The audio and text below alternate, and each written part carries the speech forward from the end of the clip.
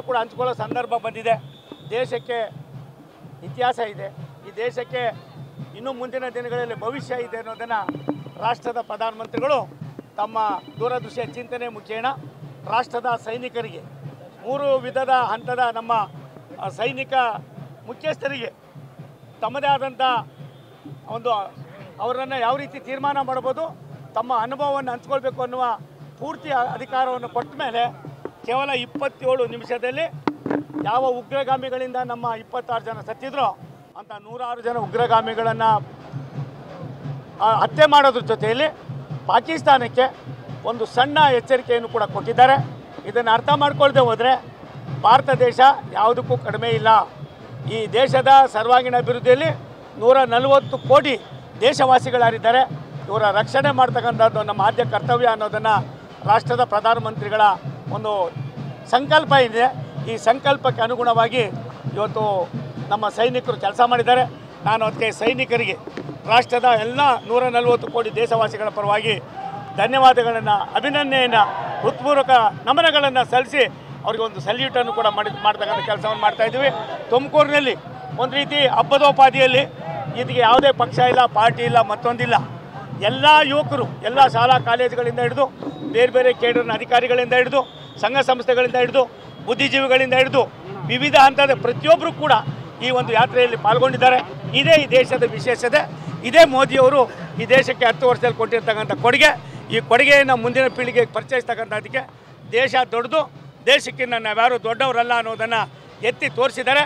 ಇಂಥ ಒಂದು ಸುಸಂದರ್ಭ ಭಾರತೀಯರಿಗಲ್ಲದೆ ಬೇರೆ ಯಾರಿಗೂ ಕೂಡ ಸಿಗೋದಿಲ್ಲ. ಯಾವುದೇ ಎಂಥ ದೊಡ್ಡ ದಮನಕಾರಿ ಶಕ್ತಿಗಳಿದ್ರೂ ಕೂಡ ಅದನ್ನು ಬಗ್ಗು ಬಡಿದು ನಾವು ಅವರನ್ನು ಯಾವ ರೀತಿ ಪಾಪದ ಕೊಡ ತುಂಬಿದೆ ಆ ಪಾಪದ ಕೊಡಕ್ಕೆ ಪ್ರತ್ಯುತ್ತರವನ್ನು ಕೊಡ್ತೀವಂತ ತೀರ್ಮಾನ ಮಾಡಿ ಈ ಕೆಲಸವನ್ನು ಮಾಡಿದ್ದಾರೆ. ಅದಕ್ಕೆ ನಾವೆಲ್ಲರೂ ಕೂಡ ಕೋಟಿ ಕೋಟಿ ನಮಸ್ಕಾರಗಳನ್ನು ಸೈನಿಕರಿಗೆ ಅದನ್ನು ವ್ಯವಸ್ಥಿತವಾಗಿ ಕಾರ್ಯರೂಪಕ್ಕೆ ತರ್ತಕ್ಕಂಥದ್ದಕ್ಕೆ ನಮ್ಮೆಲ್ಲರ ದಂಡ ನಾಯಕರಾಗಿರ್ತಕ್ಕಂಥ ಸನ್ಮಾನ್ಯ ನರೇಂದ್ರ ಮೋದಿಯವರಿಗೆ ನಾವು ಅಭಿನಂದನೆಯನ್ನು ಸಲ್ಲಿಸೋಣ, ಕೃತಜ್ಞತೆಯನ್ನು ಸಲ್ಲಿಸೋಣ. ಕೊತ್ತೂರು ಮಂಜುನಾಥ್ ಆತ ದೇಶದ ಬಗ್ಗೆ ತಿಳ್ಕೊಂಡಿದ್ರೆ, ದೇಶದ ಅರಿವಿದ್ದಿದ್ರೆ 2 ಬಾರಿ ಶಾಸಕರಾಗಿದ್ದಾರೆ ಅನ್ನೋ ನಿನ್ನೆ ನಾನು ನೋಡಿದೆ. ನಮ್ಮ ಕಾರಜೋಳ ಸಾಹೇಬ್ರು ಹೇಳ್ತಾಯಿದ್ರು ಫೇಕ್ ಸರ್ಟಿಫಿಕೇಟ್ ತೊಗೊಂಡು ಅವ್ರು MLA ಆದರು ಅಂತ. ಅಂಥವ್ರ ಬಗ್ಗೆ ಮಾತನಾಡೋದಕ್ಕಿಂತ ಹೆಚ್ಚಾಗಿ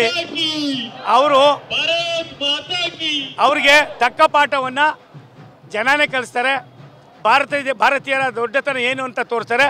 ನನಗನ್ಸದೆ ಕೊತ್ತೂರು ಮಂಜುನಾಥ್ ಇನ್ನು 6 ತಿಂಗಳಲ್ಲಿ 7 ಹೆಸರಿಲ್ದಂಗೆ ಜನರಿಂದ ತಿರಸ್ಕಾರ ಆಗ್ತಾರೆ. ಇಂಥ ನೀಚರನ್ನು ಈ ದೇಶದಲ್ಲಿ ಜಾಸ್ತಿ ದಿನ ಇರಬಾರ್ದು. ಇಂಥವ್ರಿಗೆ ರಕ್ಷಣೆಯನ್ನು ಯಾರೂ ಕೂಡ ಕೊಡಬಾರ್ದು. ಆದ್ದರಿಂದ ಇದು ಒಂದು ತುಂಬ ಅಸಹ್ಯವಾದ ಅಹಿತಕರವಾದ ಸಂದರ್ಭವನ್ನು ಕೊತ್ತೂರು ಮಂಜುನಾಥ್ ಮಾಡಿದ್ದಾರೆ.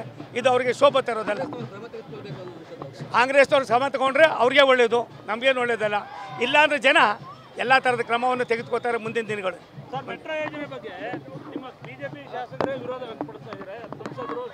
ನೋಡಿ, ಅವರು ಅಲ್ಲಿಯ ಶಾಸಕರು, ಅಲ್ಲಿಯ ಲೋಕಸಭಾ ಸದಸ್ಯರು, ಅವ್ರ ಭಾವನೆಯವ್ರು ಹೇಳ್ತಾರೆ ಮೆಟ್ರೋವನ್ನು ದೇಶಕ್ಕೆ ಸಮರ್ಪಣೆ ಮಾಡಿದ್ದು, ಕರ್ನಾಟಕಕ್ಕೆ ತಂದಿದ್ದು ದಿವಂಗತ JH ಪಟೇಲ್ ಕಾಲದಲ್ಲಿ ನಾನೇ ಅವತ್ತು ನಗರಾಭಿವೃದ್ಧಿ ಮಂತ್ರಿ ಆಗಿದ್ದೆ. ಮತ್ತು ಎಲ್ಲೋ ಒಂದು ಕಡೆ ಅದೃಷ್ಟ ಇದೆ, ಇವತ್ತು ನಮಗೆ ತುಮಕೂರಿಗೆ ಬಂದು ಲೋಕಸಭಾ ಸದಸ್ಯರು ಮಾಡಿದ್ದೀರಿ. ತುಮಕೂರಿಗೂ ಕೂಡ ರಾಜ್ಯ ಸರ್ಕಾರ ಅದರ ಆಗಬೇಕು ಅನ್ನೋ ಕಳಿಸಿದೆ. ಇದು ಇವತ್ತು ಅವ್ರಿಗೆ ನಾನು ಇಷ್ಟು ಹೇಳ್ತೀನಿ, ಲೋಕಸಭಾ ಸದಸ್ಯರಿಗೆ ಬೆಂಗಳೂರು ಎಷ್ಟು ಬೆಳಿಬೇಕೋ ಬೆಳೆದೋಗಿದೆ. ಇನ್ನೂ ಬೆಂಗಳೂರನ್ನು ಬೆಳೆದು ಎಲ್ಲ ಒಂದು ಕಡೆ ಅಸಹ್ಯಕರವಾದ ವ್ಯವಸ್ಥೆ ಆಗೋದು ಬೇಡ. ಬೆಂಗಳೂರಿಗೆ ಹತ್ತಿರದಲ್ಲಿರ್ತಕ್ಕಂಥದ್ದು ತುಮಕೂರಿನಲ್ಲಿ ಎಲ್ಲ ಥರದ ಇನ್ಫ್ರಾಸ್ಟ್ರಕ್ಚರ್ ಇದೆ. ನಾನು ಬೆಂಗಳೂರನ್ನು ಕೂಡ 7 ಬಾರಿ ಪ್ರತಿನಿಧಿಸಿದ್ದೀನಿ. 1 ಬಾರಿ 2 ಬಾರಿ ಕಾರ್ಪೊರೇಟ್ರ್ ಆಗೋ ಕೆಲಸ ಮಾಡಿದ್ದೀನಿ. ಅವರಿಬ್ಬರಿಗೂ ನಾನು ನಮ್ಮ ಸ್ನೇಹಿತರಿಗೆ ವಿನಂತಿ ಮಾಡ್ತೀನಿ, ವಾಸ್ತವಾಂಶಕ್ಕೆ ಆದ್ಯತೆ ಕೊಡೋಣ, ಅವ್ರ ಜೊತೆಲಿ ಚರ್ಚೆ ಮಾಡ್ತೀನಿ, ಇರ್ತಕ್ಕಂಥ ವ್ಯವಸ್ಥೆ ಮಾಡ್ತೀನಿ. ತುಮಕೂರಿನ ಮೆಟ್ರೋ ಯೋಜನೆ ಏನಿದೆ ಇದು ಅವಶ್ಯಕತೆ ಇದೆ. ಯೋಜನೆಗೆ ಏನು ರಾಜ್ಯ ಸರ್ಕಾರ ತೀರ್ಮಾನ ಮಾಡಿದೆ, ಸರ್ಕಾರವನ್ನು ನಾನು ಅಭಿನಂದಿಸ್ತೇನೆ. ಭಾರತ ಸರ್ಕಾರವನ್ನು ಕೂಡ ಅದನ್ನು ಅವರ ಮನಸ್ಸನ್ನು ಗೆಲ್ತಕ್ಕಂಥ ಪ್ರಾಮಾಣಿಕವಾದ ಪ್ರಯತ್ನವನ್ನು ಮಾಡ್ತೀವಿ. ನ್ಯೂಸ್ ಫಸ್ಟ್, ನಿರ್ಭೀತಿಯಿಂದ ನಿಮ್ಮ ಪರವಾಗಿ.